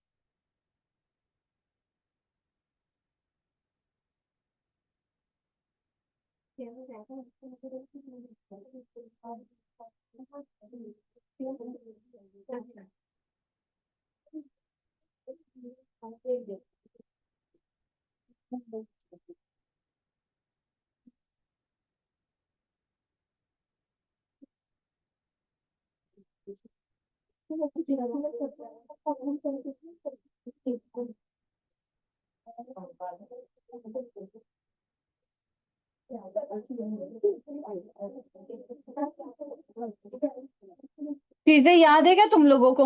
पूछो क्या क्वेश्चन? क्या क्या पढ़ाया था रे?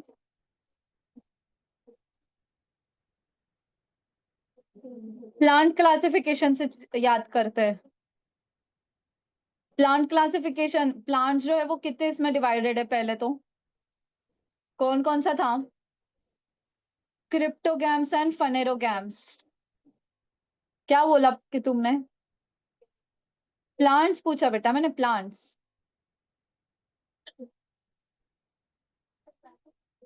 क्रिप्टोगैम्स जो है उसको आगे कितने में डिवाइड किया है? कौन सा?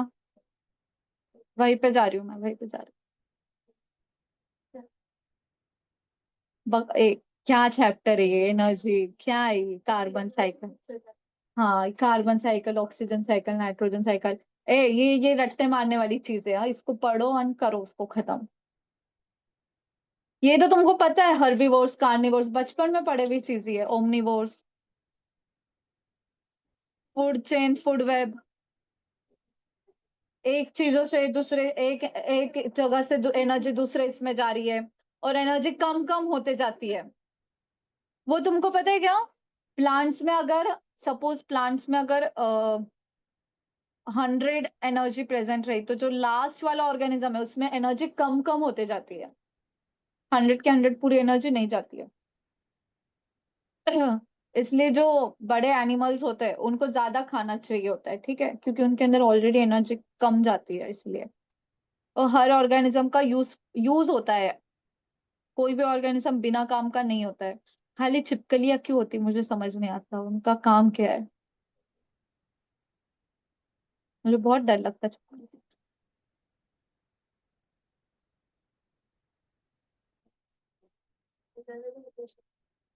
हाँ, ये क्या कुछ फालतू सी चीज है यार।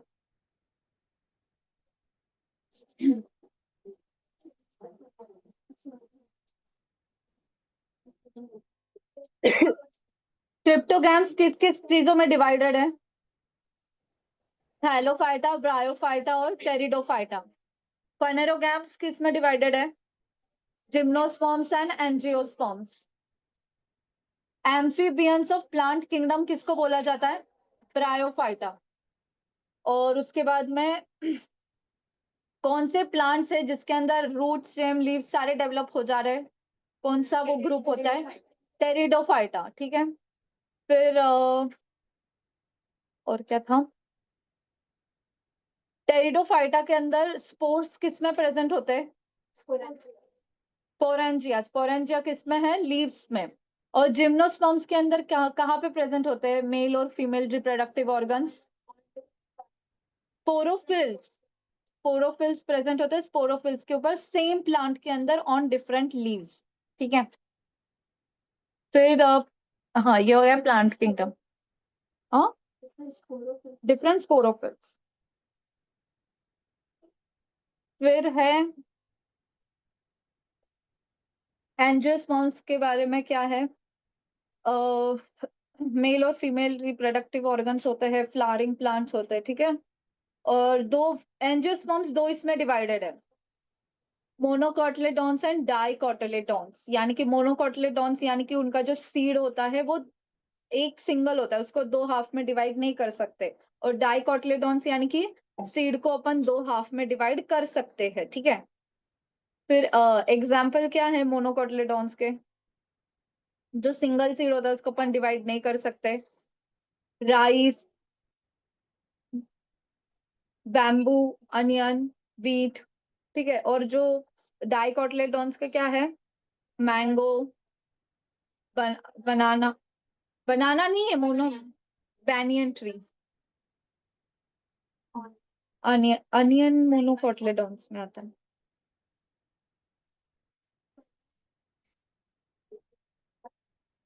फिर हाँ, ये हो गया एंजियोस्पर्म्स के बारे में, ठीक है। ये प्लांट किंगडम के बारे में एग्जाम्पल्स याद है क्या, किसका क्या एग्जाम्पल था?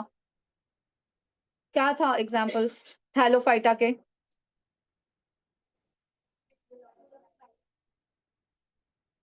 यूलोथ्रिक्स, अल्वा, चारा, स्पायरोगाइरा,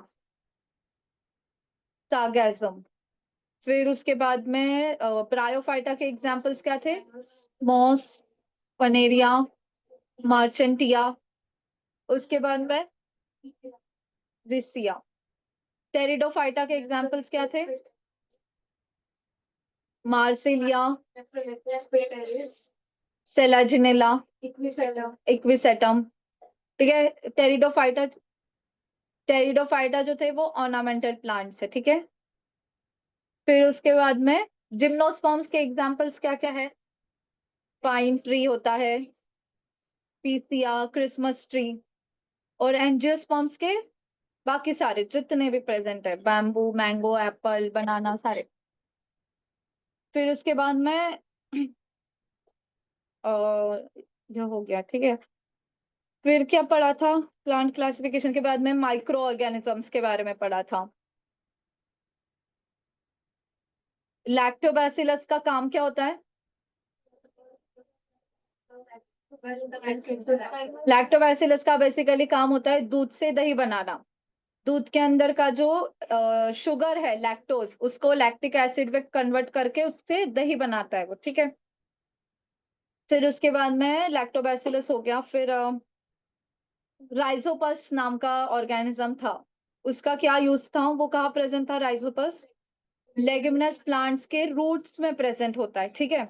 उसका काम होता है ऑक्सीजन से नाइट्रोजन को लेना, सॉरी, एटमॉस्फेयर से नाइट्रोजन को लेना, नाइट्रोजन को कन्वर्ट करना नाइट्राइड्स, नाइट्रेट्स, अमाइनो एसिड्स के अंदर, और उसको फिर वो प्लांट के अंदर डाल देना ताकि प्लांट के अंदर प्रोटीन ज्यादा बने, ठीक है। और उस प्लांट्स में प्रोटीन ज्यादा होते हैं, राइजोपस। फिर उसके बाद में राइजोपस एक स्पेशल टाइप ऑफ रिलेशनशिप दिखाता है, उसको क्या बोलते हैं? Symbiotic relationship. यानी कि वो प्लांट को क्या देता है?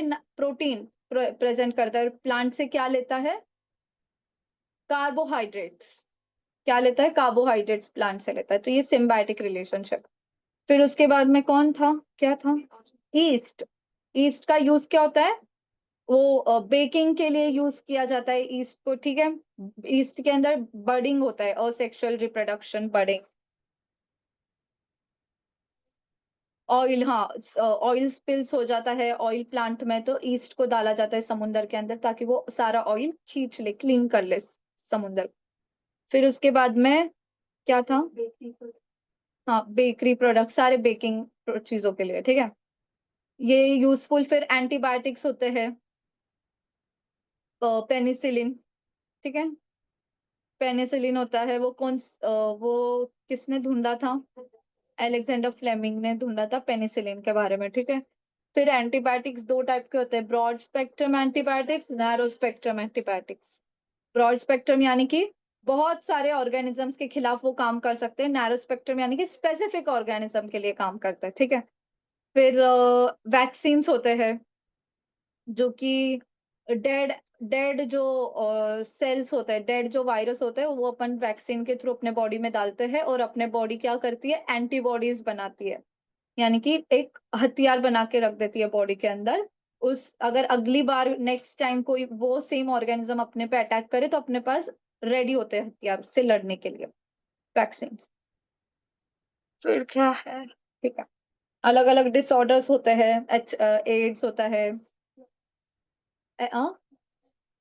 क्लॉस्ट्रिडियम, क्लॉस्ट्रिडियम फूड पॉइजनिंग करवाता है, ठीक है। अलग फंगस होते हैं जो कि दीवारों पे होते हैं और खाने को खराब करते हैं, ठीक है। और फिर पैथोजेंस है, मलेरिया वलेरिया, ये सारे अलग अलग पैथोजेंस हो रहे, वायरसेस, बैक्टीरिया, ठीक है। निमोनिया बैक्टीरिया से होता है, और बहुत सारे इन्फेक्शन है। फिर उसके बाद में क्या था कि लाइफ प्रोसेसेस के बारे में पढ़ा था, ट्रांसपोर्टेशन पढ़ा था, जाइलम फ्लोएम। फिर वो अपने बॉडी के अंदर कैसे हो रहा है ट्रांसपोर्टेशन, थ्रू ब्लड। फिर उसके बाद में एक्सक्रीटरी सिस्टम पढ़ा था ह्यूमंस का, पूरा किडनी, क्या क्या होता है एक्सक्रीटरी सिस्टम के अंदर।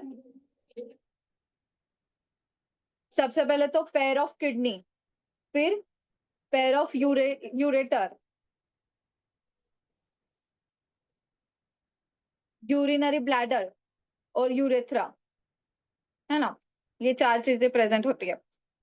और किडनी के अंदर का फंक्शनल यूनिट क्या होता है, structural and functional unit, nephron. Nephron के अंदर क्या होता है, पहले तो फिल्ट्रेशन होता है, जो बिना काम की चीजें जो बॉडी को सच में नहीं चाहिए वो अलग हो रही है, और जो चीजें चाहिए वो अलग हो रही है। और फिर बाद में क्या होता है, रीएब्जॉर्प्शन होता है, जो यूजफुल चीजें हैं वो वापस बॉडी के अंदर रीएब्जॉर्ब्ड हो जा रही है। ठीक है। तो रीएब्जॉर्प्शन के लिए वहां पे कौन सा एपिथेलियम प्रेजेंट होता है, क्यूबॉइडल एपिथेलियम प्रेजेंट होता है किडनी में। कौन सा एपिथेलियम प्रेजेंट होता है, क्यूबॉइडल, रीएब्जॉर्प्शन के लिए।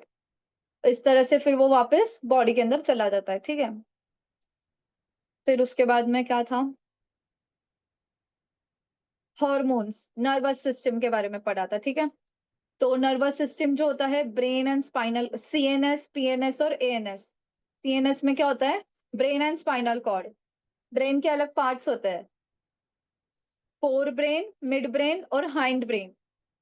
फोर ब्रेन में क्या होता है, सेरेब्रम, सबसे इंपॉर्टेंट, सबसे मेजॉरिटी वाला पार्ट होता है सेरेब्रम। ठीक है।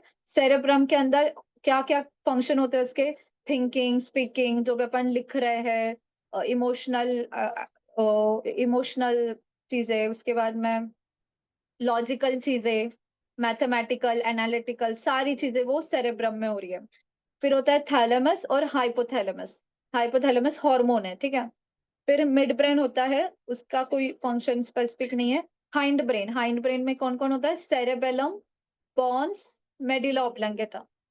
सेरेबेलम का काम क्या होता है, बैलेंस और पोस्चर को मेंटेन करना, ठीक है। उसके बाद में पॉन्स, स्लीप साइकिल को मेंटेन करता है, ड्रीम्स मेंटेन ये करता है। फिर उसके बाद में मेडुला ऑब्लांगेटा, इंपॉर्टेंट है ये, respiration, heart beats, sneezing, coughing, हाँ इनवॉलेंट्री एक्शंस, इन सारी चीजों को कंट्रोल करता है मेडुला ऑब्लांगेटा। और मेडुला ऑब्लांगेटा आगे जाके क्या बनता है, स्पाइनल कॉर्ड। ठीक है। स्पाइनल कॉर्ड के अंदर से स्पाइनल नर्व्स आते हैं, और ब्रेन के अंदर से क्रेनियल नर्व्स आते हैं। 12 pairs of cranial nerves and 31 pairs of spinal nerves. ठीक है। ये सारे नर्व्स होते हैं, वो सारे मोटार न्यूरॉन्स और सेंसरी न्यूरॉन्स होते हैं। ठीक है।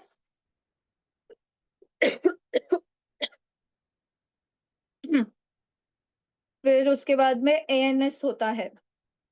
एएनएस का काम होता है रिफ्लेक्स एक्शन, है ना। रिफ्लेक्स एक्शन जो होता है वो कहाँ पे जाके ये होता है, स्पाइनल कॉर्ड उसका मेन सेंटर होता है। ठीक है। फिर है एंडोक्राइन सिस्टम, केमिकल एंडोक्राइन और exocrine glands. Endocrine system, endocrine system में अलग अलग ग्लैंड्स होते हैं। ब्रेन के अंदर कौन सा ग्लैंड है, hypothalamus, pineal and pituitary gland. ठीक है। हाइपोथैलेमस का काम होता है पिट्यूटरी ग्लैंड के फंक्शंस को संभालना। पिट्यूटरी ग्लैंड का काम है बाकी सारे ग्लैंड्स के फंक्शन को संभालना। ठीक है। मास्टर ग्लैंड बोलते हैं पिट्यूटरी ग्लैंड को। पीनियल ग्लैंड का कोई स्पेसिफिक काम नहीं है, पर स्लीप साइकिल को देखता है, ऐसा बोलते हैं। ठीक है। फिर उसके बाद में पिट्यूटरी ग्लैंड के बाद क्या आता है, थायराइड। थायराइड एंड पैराथायराइड, ठीक है। थायराइड के पीछे पैराथायराइड। थायराइड जो होता है, 3 तरह के हार्मोन सिक्रेट करता है, T3, T4 और कैल्सिटोनिन। थायरोक्सिन, ट्राई आयोडोथायरोक्सिन और कैल्सिटोनिन। ठीक है। उसका फंक्शन होता है मेटाबॉलिज्म को कंट्रोल करना बॉडी के अंदर, जो भी चीजें मतलब मेटाबॉलिज्म यानी कि क्या,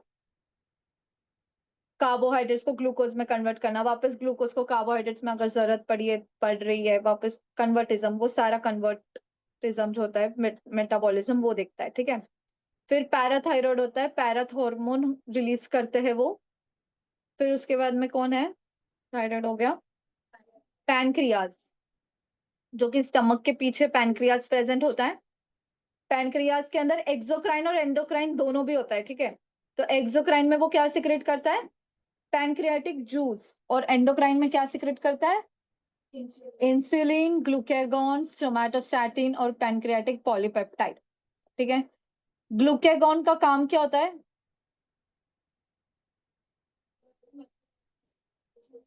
ग्लूकेगॉन का काम होता है ग्लाइकोजन से ग्लूकोज बनाना। ग्लाइकोजन जो होता है वो स्टोर्ड फॉर्म होता है ग्लूकोज का, ठीक है। उसको वो वापस तोड़ के क्या बना देता है? ग्लूकोज। और वो ब्लड में ग्लूकोज रिलीज करता है।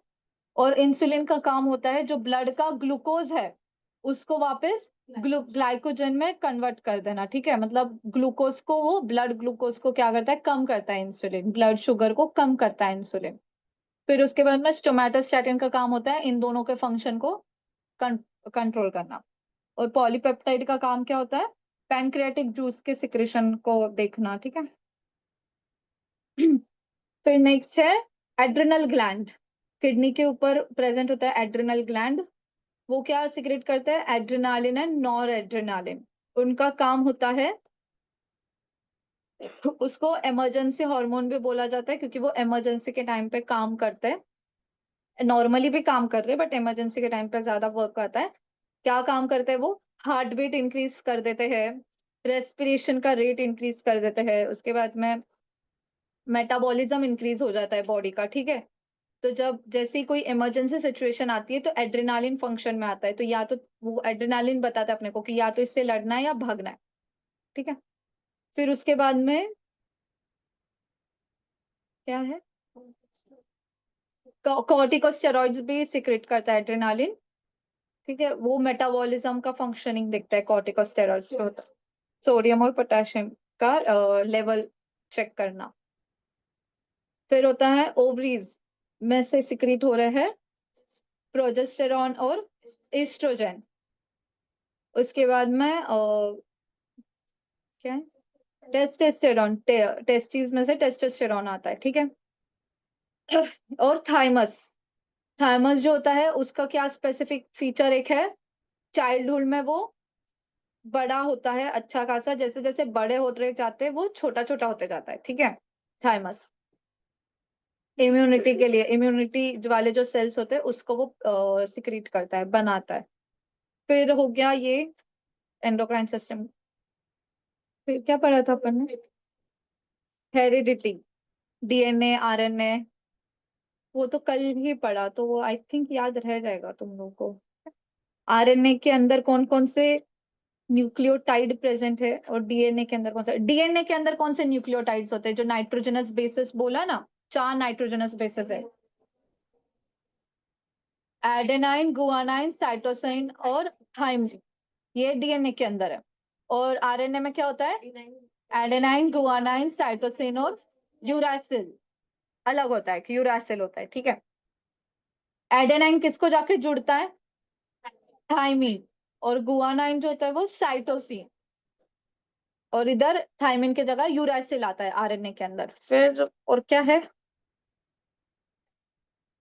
टाइप्स ऑफ आरएनए, 3 आरएनए देखे थे, आर आरएनए, एम आरएनए और टी आरएनए। हो गया। फिर हेरिडिटरी डिसऑर्डर्स के बारे में पढ़ा था। अपने ह्यूमन बॉडी के अंदर कितने क्रोमोसोम्स होते हैं?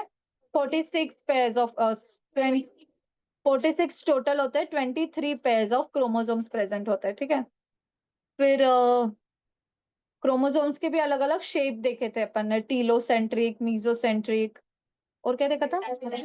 मेटासेंट्रिक, सब मेटासेंट्रिक। फिर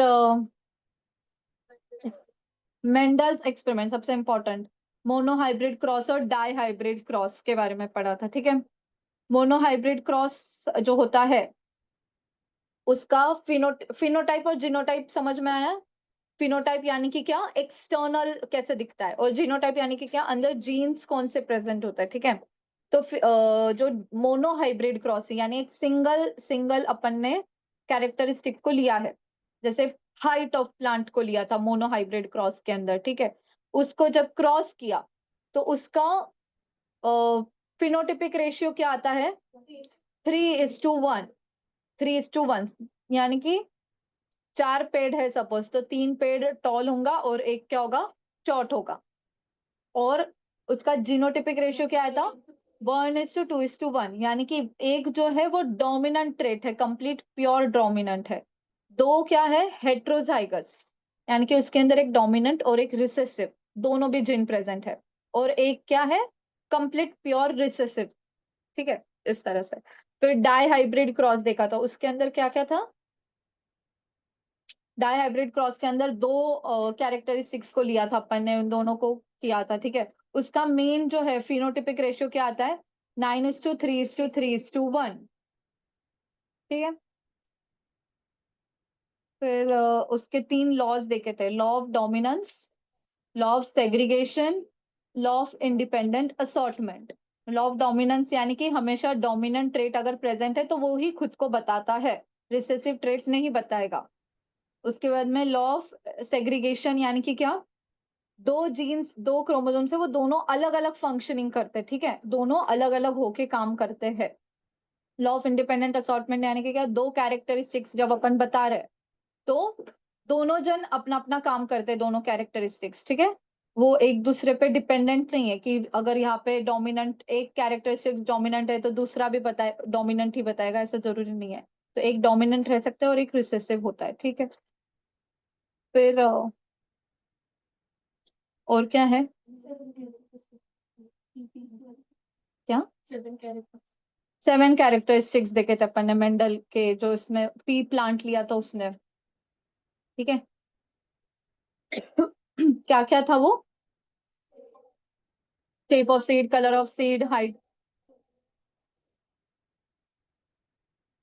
shape of seed, colour of seed, position of flower, colour of flower, height of plant, shape of pod and colour of pod. इस तरह से 7 कैरेक्टरिस्टिक। फिर डिसऑर्डर्स देखे थे, सबसे पहले क्रोमोसोमल डिसऑर्डर्स थे, क्रोमोसोम के अंदर म्यूटेशन होने की वजह से वो डिसऑर्डर होते हैं। ठीक है, वो 3 थे, Down syndrome, Turner syndrome and Klinefelter syndrome. Down syndrome में क्या होता है, trisomy of 21st chromosome, 21st chromosome में 3 आ जाते हैं वो। ठीक है, 21 नंबर का क्रोमोसोम। टर्नर सिंड्रोम में क्या होता है, मोनोसोमी ऑफ एक्स क्रोमोसोम, यानी कि एक्स एक्स के जगह पे सिर्फ एक ही एक्स रहता है, दूसरा एक्स चला जाता है। और तीसरा क्लाइन फिल्टर सिंड्रोम में क्या होता है, 2 एक्स आ जाते हैं, एक्स एक्स वाई। फिर उसके बाद में क्या था, अपन ने तो क्या देखा था, मोनोजेनिक डिसऑर्डर्स, यानी कि एक जीन के अंदर अगर प्रॉब्लम होती है तो क्या क्या होता है, सिकल सेल एनीमिया देखा था, एल्बिनिज्म देखा था। सिकल सेल एनीमिया में क्या हुआ था, ग्लूटामिक 6th जगह पे, 6 नंबर का जो प्रोटीन है वहां पे ग्लूटामिक एसिड की जगह वैलिन आ गया था, इस वजह से सिकल शेप के आरबीसीज हो गए थे। ठीक है, फिर क्या था, हाँ, सिकल सेल एनीमिया को ट्रीटमेंट क्या देते हैं, फॉलिक एसिड का टैबलेट।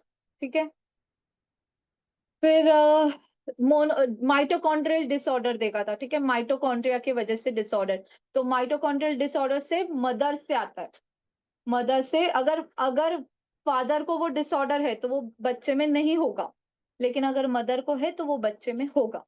ठीक है, और इसका मेजोरिटी मेल्स में होता है, इसलिए इसका ट्रांसफर थोड़ा कम है, क्योंकि मेल्स अगर लड़कों को हुआ है तो वो आगे ट्रांसफर नहीं होता है। ठीक है, वही तक रहता है। फिर उसके बाद में माइटोकॉन्ड्रियल डिसऑर्डर हो गया, फिर क्या था, पॉलीजेनिक डिसऑर्डर्स, बहुत सारे जीन्स में प्रॉब्लम आती है पॉलीजेनिक, उसमें diabetes, hypertension, cleft lip, cleft palate. ठीक है, ऐसे सारे डिसऑर्डर्स थे।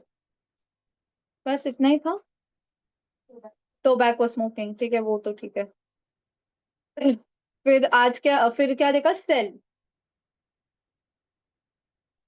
सेल के इसमें क्या देखा था अपन ने, सबसे पहले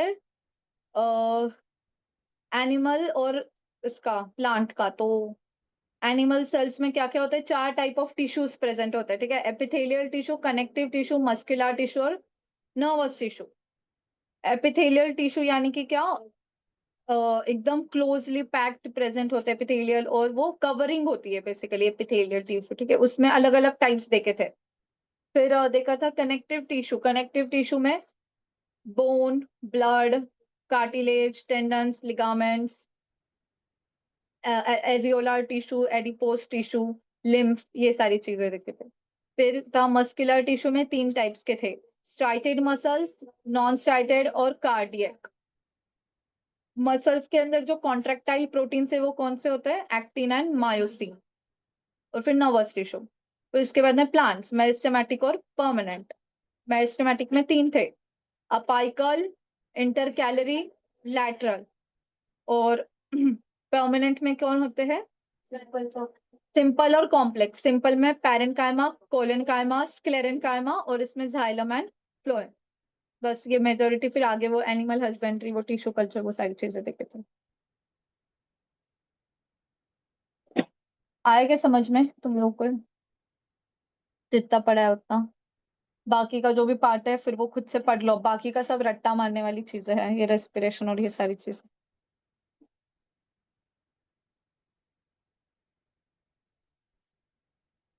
ठीक है।